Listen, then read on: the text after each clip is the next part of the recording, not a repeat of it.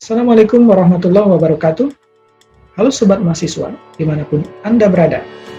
Salam sehat, salam semangat, insan cerdas, belajar sepanjang hayat. Pada sesi kali ini, kita akan membahas tentang salah satu proses evaluasi dan penilaian terhadap capaian pembelajaran mata kuliah energi baru dan terbarukan.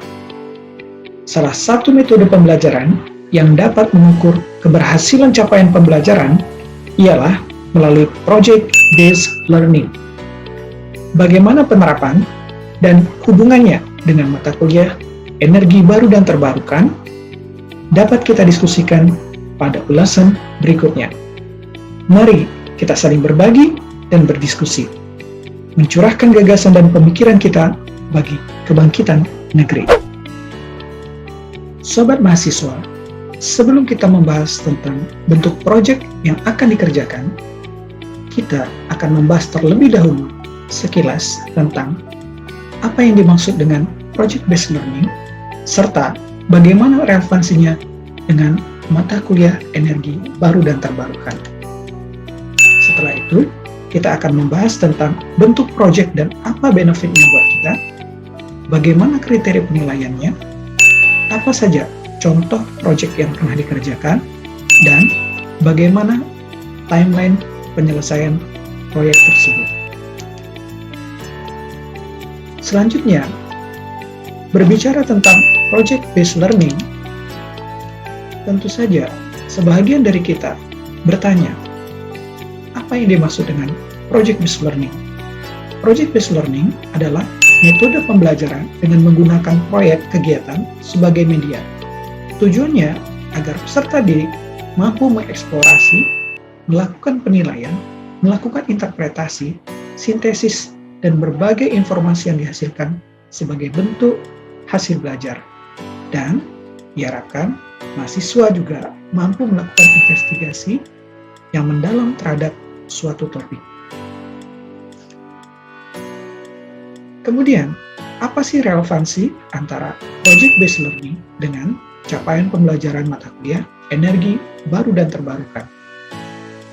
Pada CPNK 3, mahasiswa diharapkan mampu menganalisis dan menyusun rancangan pengembangan energi baru dan terbarukan terhadap upaya pembangunan berkelanjutan.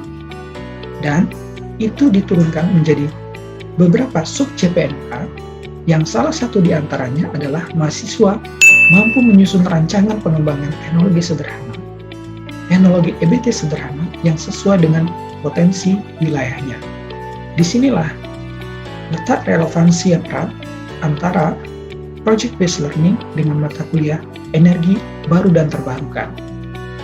Pada tahap ini, nanti kita akan melakukan tahapan mulai dari pembentukan grup, kemudian perumusan masalah yang sesuai dengan kondisi wilayah, kemudian memformulasikan parameter apa saja yang akan mempengaruhi pemikiran ataupun juga analisis yang akan kita lakukan, proses konsultasi, dan nanti akan disampaikan hasil final product yang diperoleh atau yang dirumuskan oleh kelompok tersebut.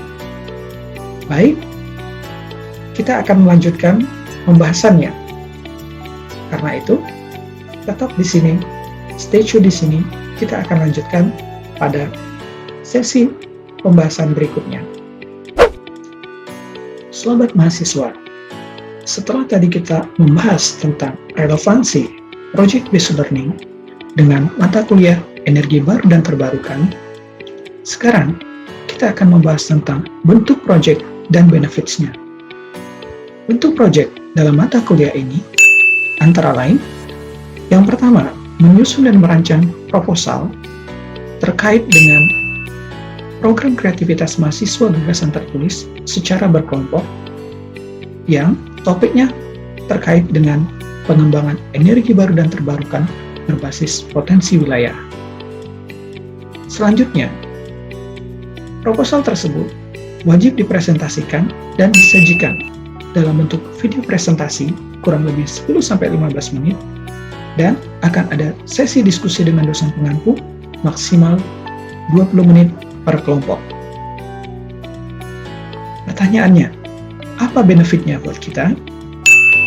Tentu saja, ketika kita menyusun program kreativitas mahasiswa ini, bagi mahasiswa, ini merupakan bentuk upaya untuk pencapaian pembelajaran mata kuliah, energi baru dan terbarukan.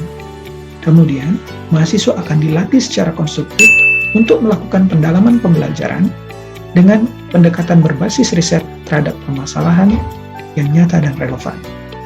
Selanjutnya, yang tidak kalah penting, mahasiswa diberikan kesempatan untuk mempersiapkan diri dalam berpartisipasi atau berkontribusi dalam kegiatan maupun event-event nasional.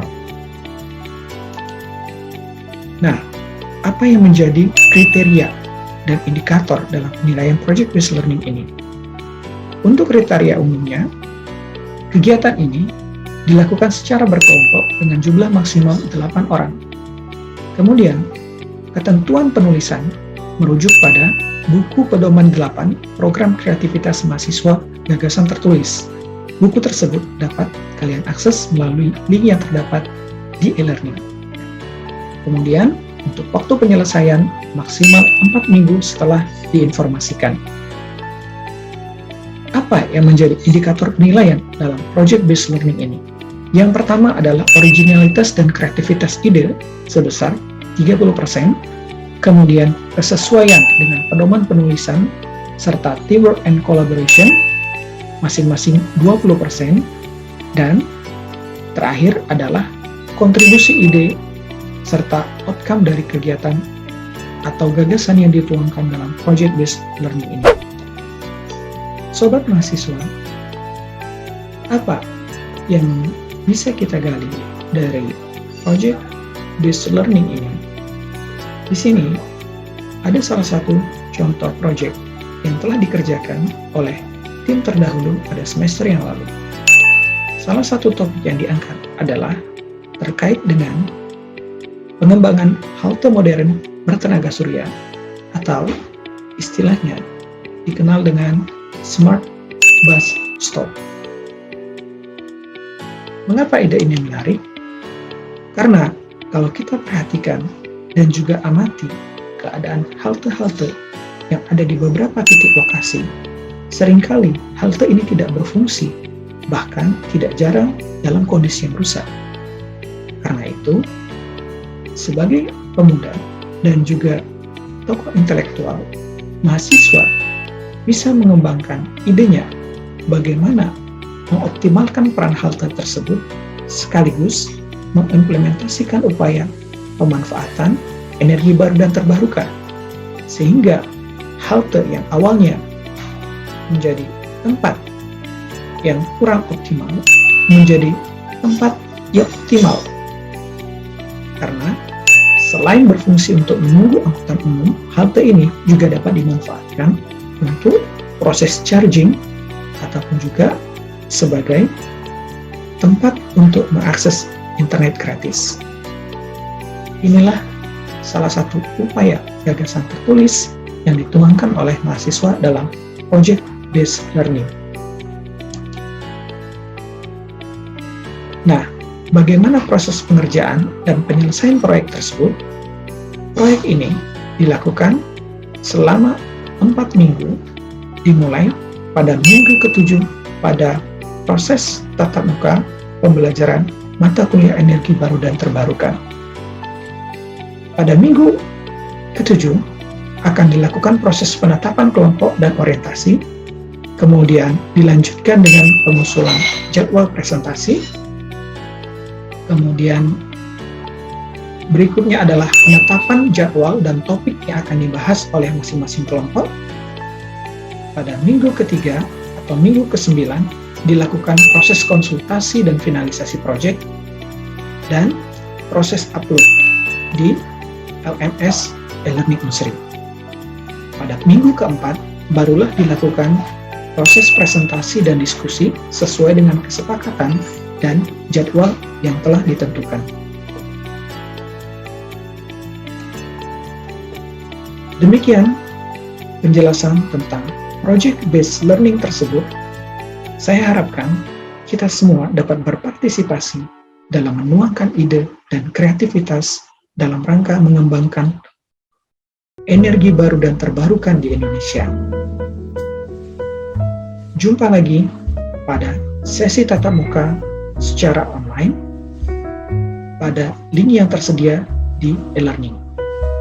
Salam sehat, salam semangat. Insan cerdas, belajar sepanjang hayat. Assalamualaikum warahmatullahi wabarakatuh.